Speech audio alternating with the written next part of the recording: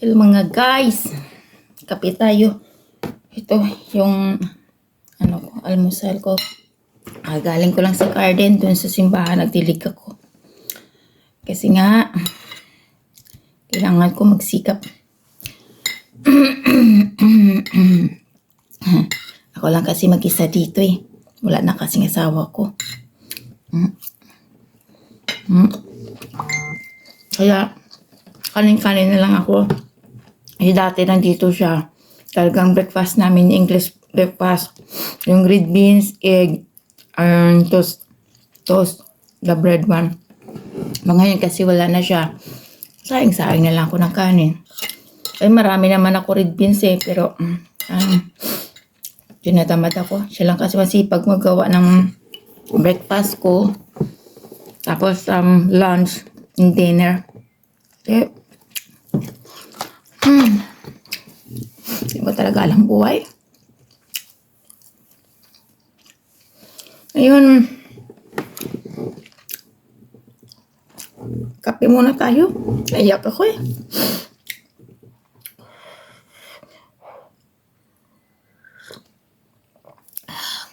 Ngayon masaya kayo. Tapos bukas hindi mo alam. Ayan. Masakit. Pero tanggap ko naman. Nandyan nga abo niya eh. Dito pinauwi ko dito. Saka ko na lang yan ililibing pagka ready na ako. Dami kong iisipin. Ang dami.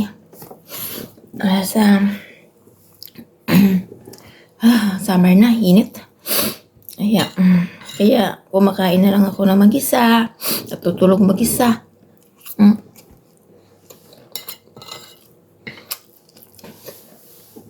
Wala akong kausap. Lungkot dito. Kasi dito sa isla, dito sa Guernsey, pag kayo mag-asawa, dalawan talaga ako sa bahay. Ikaw, pag nawala na yung isa, ikaw na lang mag-isa. Diba? Lungkot. Sobrang lungkot. Hindi katulad sa Pilipinas na maraming kamag-anak or kapamilya, no? Dito, hindi. Kaya magsikap, tsaka kailangan huwag i-focus yung sarili sa kalungkutan kasi mabaliw ka dito. Kaya ginagawa ko dito, magga-garden ako, yung ipapatuloy ko yung ginagawa niyang garden, tapos tulong-tulong sa community, at ganun din sa simbahan, didilig din ako ng halaman dun. Tapos nagtanim din kami nung summer. Kaya masakit ka, talagang malungkot. Malungkot ang bahay. Dati, nakaupo siya dyan. Nakaupo siya dyan. Diyan, nakaupo siya dyan. Ngayon, nandiyan na siya nakaupo. Nandiyan na siya. Ayan yung ash niya. Ang kape ko na dyan. Nandiyan na siya. Lagi ko na siya kinakausap.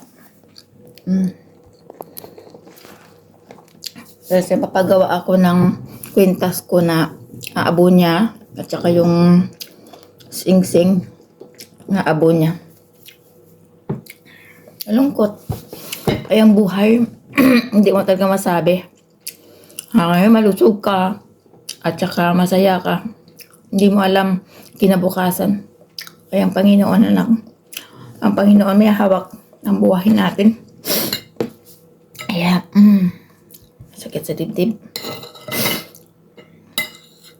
Parang buang ako dito, nakausap ko yung asawa ko.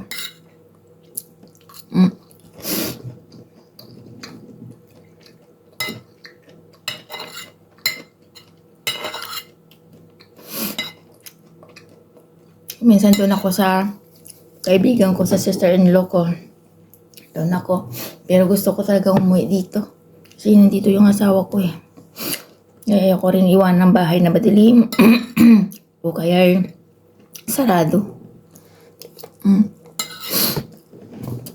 Kaya iniisip ko nandito pa siya. Hindi naman sa iniisip ko nandito pa siya. Kumbaga, alam ko naman na kinuha na siya ni Lord, nandoon na yung kaluluwa niya sa Panginoon. Pero, parang gusto ko umuwi, andito lang ako. Gusto ko mag-isa dito. Tingnan nyo lahat ng mga gamit na kuha na ng mga anak niya. Wala lang mga picture dyan, oh. Na dati nakikita niyo dyan mga pictures, wala na, amin na lang natira. Yan, mga picture na lang namin. Kasi lahat ng mga gamit dito, kinuha na ng mga anak niya. Wala na dito. Kaya, malungkot. Noong una, iyak ako ng iyak dito. Kasi, iniisip ko lang siya na babalik siya. Nag-groceries lang siya. Sabihin niya, ay not belong. Hindi lang daw siya magtagal, babalik siya. Sabihin niya na, nahingis na kita ha. Hindi pa nga ako nakaalis. Nako. Ay ako minsan naisip ko, naiyak ako.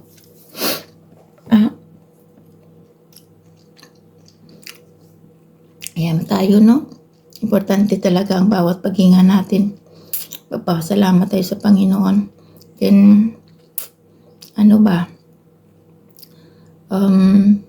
Truthful tayo sa lahat ng bagay. Hindi tayo maghangad kung ano man hangyaman sa mundo. Hindi natin madadala yan. Promise. Oo, asawa ko wala madala-dala. Wala. Kasi, kung dumating ka dito sa mundong ito na nakahubad, babalik ka rin na nakahubad. Wala ka rin madadala. Kahit ano. Wala. Kaya, lungkot na lungkot ako noon. Nung nagsaksihan ko talaga siya na talagang langaw na tong kulit. Langaw. Saksihan ko talaga siya na wala siyang hininga. Sobrang sigaw na sigaw ako nun. Talagang sobrang lungkot ko.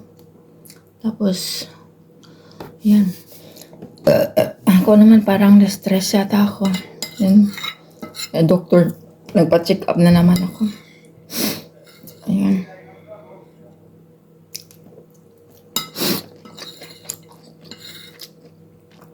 Dito matungkot talaga. Minsan ka lang mapuntahan ng mga kapitbahay. Pero paglabas mo doon, walang tao.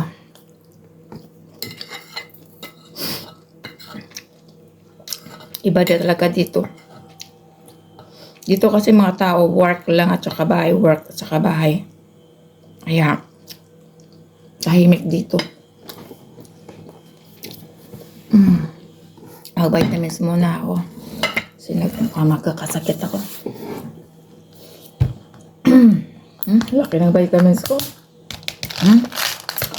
This cod liver oil, 1,000 milligram.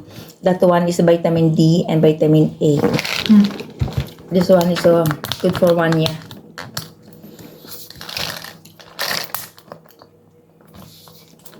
Kaya, so punta pa kami ng i-check ko pa yung aking permit.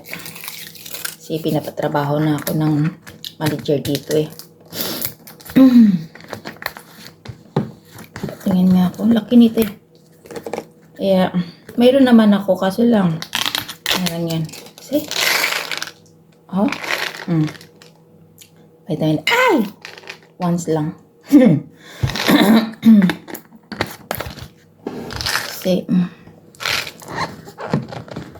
Kasi kailangan nito kasi mayroon din ako marami akong vitamins dito ko dalawa na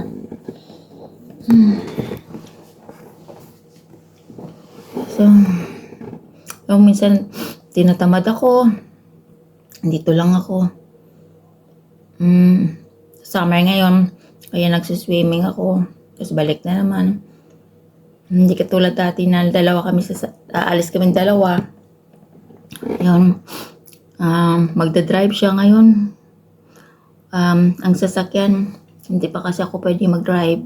Kasi hindi pa ako pasado dito sa UK. Nag-aaral pa ako. So, yung sasakyan manual, ibibinta. Papalitan na naman ng automatic kasi nag-learn ako ng automatic eh. Dito kasi hindi basta-basta. Kahit na alam mo na mag-drive, no? Kailangan perfect ka. Ganito kasing training dito. Hindi katulad dyan na may experience ka ng konti, okay na. Dito hindi. Kailangan talagang disiplinado. Kaya automatic ang learn ko. Para madali kasing automatic. Kahit anong gagawin mo, basta kaskas ka lang kaskas. Pero kailangan mo sumunod sa rules. Kasi kung minsan na-over ako eh. Instead 35, ginawa ko ng 40. Kasi magaan siya dalhin. Just to tell you that I'm going out this morning. Okay. So, but did you want to get some flowers or not worry? Later, when I going first with Charlotte in immigration today. Oh, that's all right. Yeah, then after that, we decide for afternoon maybe. Charlotte, you're going with Charlotte Yeah, today, yeah. this morning.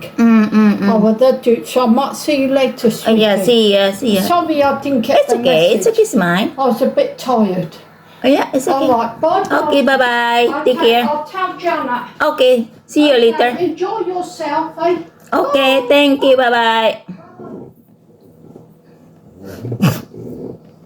Ganun yun lang lagi pumupunta dito. Tapos binibisita ako. Minsan nagkukulitan ako eh. Gusto ko yung mapag-isa. Tapos ang ingay-ingay naming tanong-tanong. Sabi ko, huwag kang atuan. Ingay mo? Ayan. Lagi siya dito. Kaya sabi ko sa inyo, maging truthful tayo sa lahat. Uunahin natin yung Panginoon sa buhay natin. Maging mabait tayo. Kahit hindi sila mabait, okay lang. Basta maging mabait tayo sa kanila.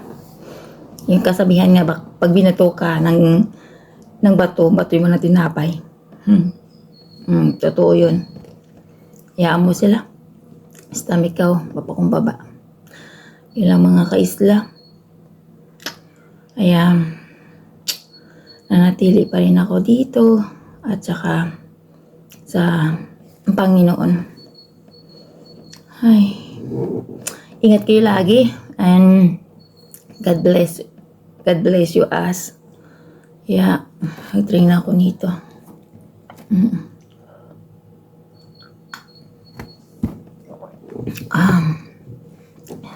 May acidic. Meron din ako gamot dito sa acidic. Meron din ako para iron. Kasi anemic ako eh. Di ata ako nakakatulog doon sa pag-alaga ko ng asawa ko. Kaya dami kong mga gamot-gamot. Mahal ang check-up dito. Mahal. Kaya ingat po kayo, mga kaisla. God bless.